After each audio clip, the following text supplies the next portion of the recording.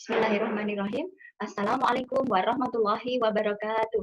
Anak-anakku kelas 6 MI Muhammadiyah Karanganyar, pada kesempatan kali ini kita akan belajar bersama Bu Sartini tentang IPS tema 1.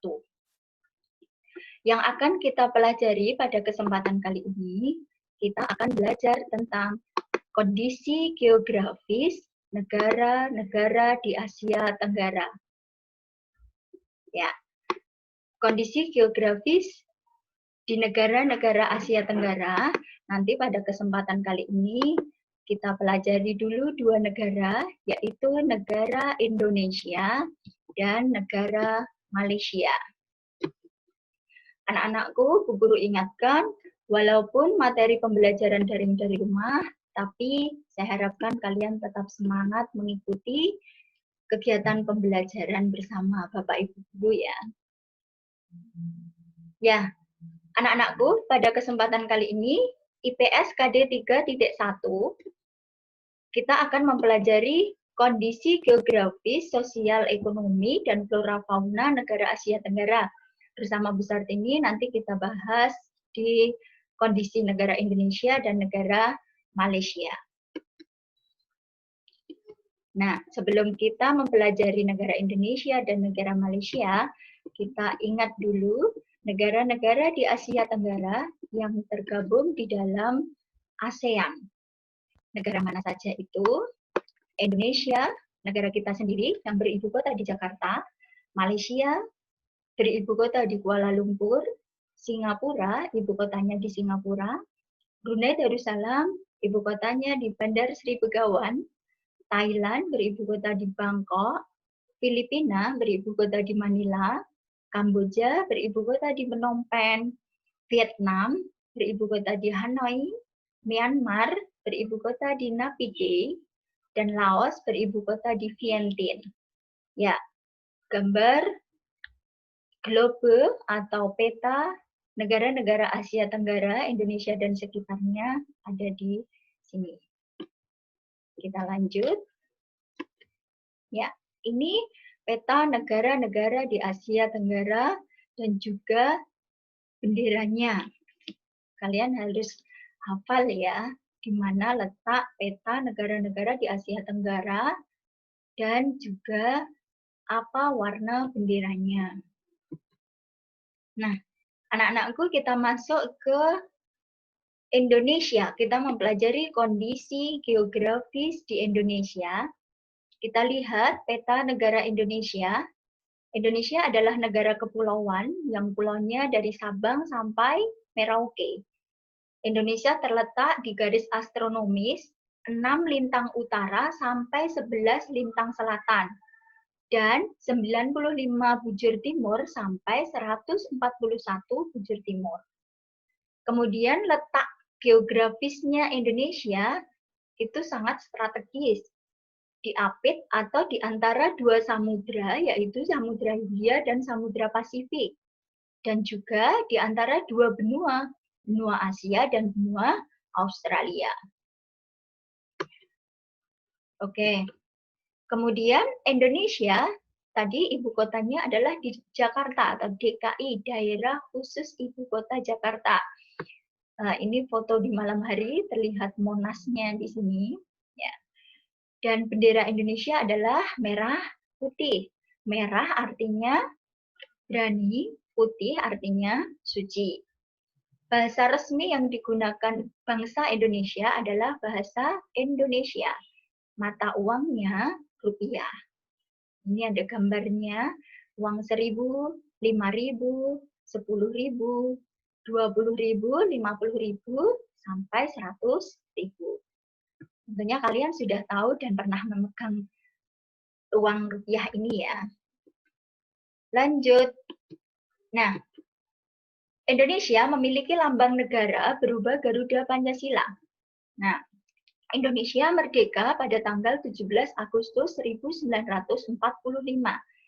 Angka-angka 17 Agustus 1945 itu digunakan di dalam Garuda Pancasila, yang mana 17 itu ada di jumlah helai sayapnya yang ada di kanan dan kiri.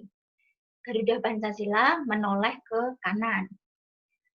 Kemudian Agustus itu bulan ke-8 digambarkan di helai ekor dari burung Garuda yang ada di bawah ini. Ya, ada 8 di sini. Kemudian 1945, 45-nya ada di leher burung Garuda, 19-nya ada di pangkal ekor burung Garuda. Kemudian burung Garuda menggenggam erat sebuah pita yang bertuliskan Bhinneka Tunggal Ika, yang artinya berbeda-beda tetapi tetap satu jua. Yaitu ada di kitab buku Sutosomo ya. Ya, dari Empu Tantular. Oke, lanjut ke ini.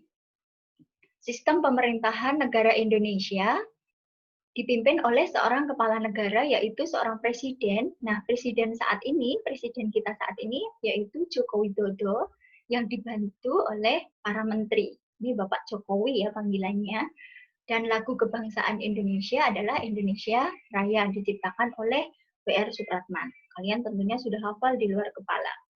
Ya, yang setiap upacara kita nyanyikan bersama di acara. Kemudian lanjut bentang alam Indonesia, bagaimana kondisi geografis Indonesia? Tadi Bu Guru sampaikan bahwa negara Indonesia terdiri dari beribu-ribu pulau yang tersebar dari Sabang sampai Merauke. Sehingga Indonesia disebut sebagai negara kepulauan. Wilayahnya berupa daratan dan perairan.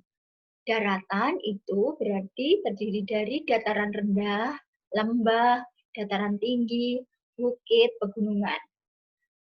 Kalau perairan itu ada laut, ada pantai, ada sungai, ada selat, ada danau, dan juga ada waduk. Itu ada yang alami, ada yang buatan.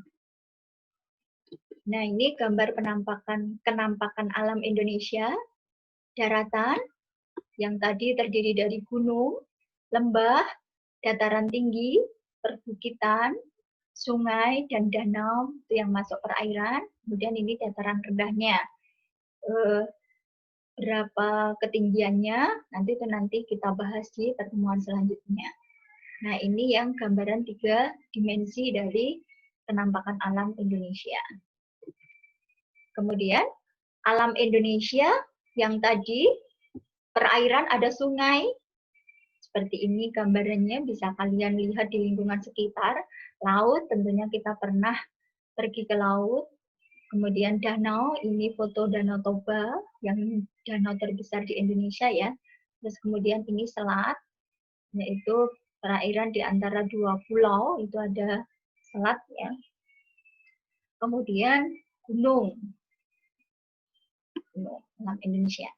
Nah, kemudian penduduk Indonesia sangat-sangat heterogen. Apa saja kegiatan ekonomi di Indonesia? Kegiatan ekonominya macam-macam. Ada yang karyawan buruh, ada yang pekebun, ada juga yang nelayan, kemudian ada juga yang petani dan pegawai kantor. Biasanya kalau pegawai kantor itu di lingkungan perkotaan.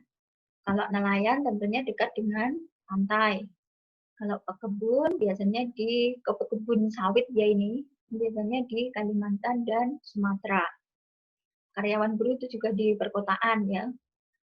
Terus kemudian petani itu biasanya yang ada di wilayahnya masih luas di pedesaan yang ditanami oleh tanaman padi. Oke, kemudian dari jenis-jenis ekonomi, kegiatan ekonomi itu tadi menghasilkan sumber daya alam yang bisa dimanfaatkan oleh penduduk Indonesia, yaitu apa saja hasil sumber daya alamnya? Ada ikan, ada kayu jati. Ikan biasanya untuk memenuhi kebutuhan protein bangsa Indonesia ya. Kemudian kayu jati itu untuk bahan bangunan, untuk mebel, yang kualitas kayunya sampai saat ini yang paling bagus ya. Kemudian sayur itu untuk konsumsi makanan penduduk Indonesia. Kemudian rotan itu untuk bahan-bahan mebel juga, kopi itu perkebunan untuk minuman, karet itu berarti untuk bahan-bahan industri. Oke. Ini anak-anak hasil sumber daya alam Indonesia ternyata banyak sekali manfaatnya untuk kita semuanya. Oke, Indonesia selesai, kita masuk ke Malaysia. Negara tetangga Indonesia adalah Malaysia yang pulaunya berapit di dekat dengan Kalimantan ya. Di bawah ini pulaunya Indonesia, yang ini pulaunya Malaysia. Ya, petanya seperti ini. Ada Pulau Kucing, ada Pulau Bintulu, Sarawak. Nah, itu nanti kita lanjut. Nah, ini Malaysia, ibu kotanya di Kuala Lumpur. Ini foto Kuala Lumpur yang ada gambar Petronasnya. Malaysia merdeka pada tanggal 31 Agustus 1957. Ya. Kemudian selanjutnya lambang negara Malaysia. Ini ada 2 harimau besar yang melambangkan kekuatan ya. Dan di dalamnya ada simbol-simbol yang memiliki arti khusus. Nah, di bawah kaki harimau itu ada tulisan bersekutu bertambah mutu. Ya, itu intinya persatuan dan kekuatan, intinya begitu. Kemudian bendera Malaysia itu warnanya merah putih, ada 14 warna ya di sini. 14 warna, yang 13 warna itu merupakan negara-negara bagian, satu warna itu untuk negara persekutuan. Jadi ada 14 negara. Kemudian gambar bulan dan bintang. Bulan itu menggambarkan bahwa Malaysia mayoritas penduduknya adalah Muslim. Untuk bintang ini ada artinya tersendiri hubungannya dengan kesultanan. Oke, Malaysia bahasanya adalah Melayu yang digunakan dalam kehidupan sehari-hari. Sering kalian dengarkan di film Upin Ipin ya.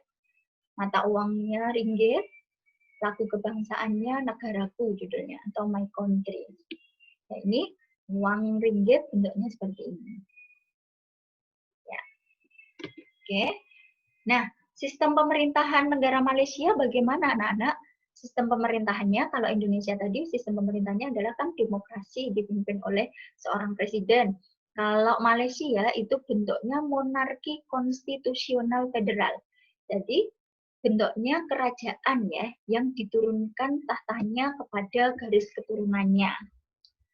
Itu. Nah, saat ini Malaysia dipimpin oleh seorang kepala negara yang di Pertuan Agung, namanya Abdullah Sultan Ahmad Shah sejak 24 Januari 2019. Ya, kepala pemerintahannya Perdana Menteri Mahathir Mohamad. Nah, tadi seperti yang kita lihat di peta, wilayah Malaysia, wilayahnya itu dibagi menjadi 2, yaitu Malaysia Barat dan Malaysia Timur. Dipisahkan oleh Laut Cina Selatan. Nah, iklim di Malaysia sama dengan Indonesia, yaitu iklimnya tropis. Bentang alamnya banyak yang berupa pantai yang landai dan pegunungan yang lebat. Dan kondisi geografis Malaysia, Malaysia memiliki hutan yang sangat luas, kayu sebagai komoditas ekspor utama. Di sepanjang pantai barat, untuk lahan pertambangan seperti kilang minyak di Kuala Terengganu dan timah di Perak. Nah, ini gambaran kegiatan ekonomi Malaysia. Malaysia merupakan negara penghasil karet dan minyak bumi terbesar di dunia. Komoditas agrikultur utama yang dihasilkan oleh Malaysia diantaranya adalah minyak sawit, karet, kakao, beras, dan kayu. Nah, ini gambar penyadapan karet ya, getah karet, pengambilan getah karet. Kemudian yang ini sawit, kelapa sawit yang dijadikan minyak sawit gitu ya. Terus kemudian ini kakao atau coklat. Nah, industri di Malaysia, beberapa industri penting Malaysia diantaranya seperti pengolahan minyak sawit dan karet, perminyakan dan gas bumi, farmasi, dan produk-produk elektronika. Potensi SDA, minyak, bumi, dan gas, itu potensi sumber daya alam di Malaysia. Penambangan lepas pantainya seperti ini. Nah, ini simbol Petronasnya yang merupakan menggambarkan bahwa perminyakan dan gas bumi di Malaysia adalah yang paling utama. Itu anak-anak untuk materi hari ini kita sudah mempelajari tentang kondisi geografis Indonesia dan Malaysia. Untuk flora fauna kita pelajari di pertemuan selanjutnya. Nah, sebagai tugas akhir kalian, nih, nanti buatlah gambar peta Indonesia secara lengkap dan warnai agar lebih menarik. Yang pertama. Yang kedua, buatlah satu paragraf deskripsi tentang kondisi geografis negara Malaysia di buku tugas kalian. Kemudian, gambar dan foto tugas kalian itu silahkan dikirimkan di Google Classroom. Begitu anak-anakku, terima kasih banyak untuk perhatiannya pada pembelajaran kali ini. Mohon maaf apabila banyak kekurangannya dan semoga apa yang Bu Sartini sampaikan bermanfaat untuk kalian semua. Terima kasih, selamat belajar dari rumah. Bu Guru akhiri, Assalamualaikum warahmatullahi wabarakatuh.